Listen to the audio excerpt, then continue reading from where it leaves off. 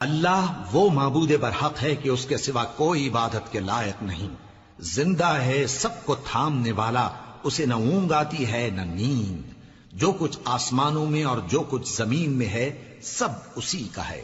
کون ہے کہ اس کی اجازت کے بغیر اس سے کسی کی سفارش کر سکے؟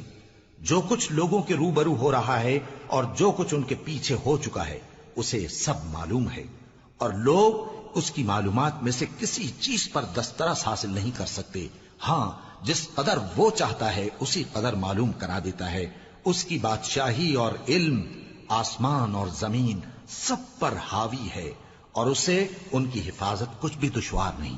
وہ بڑا عالی رتبہ ہے، جلیل القدر ہے۔ دین اسلام میں کوئی زبردستی نہیں ہے، ہدایت صاف طور پر ظاہر اور گمراہی سے الگ ہو چکی ہے۔ تو جو شخص بتوں سے اعتقاد نہ رکھے اور اللہ پر ایمان لائے، اس نے ایسی مضبوط رسی ہاتھ میں پکڑ لی ہے جو کبھی ٹوٹنے والی نہیں، اور اللہ سب کچھ سنتا ہے، سب کچھ جانتا ہے۔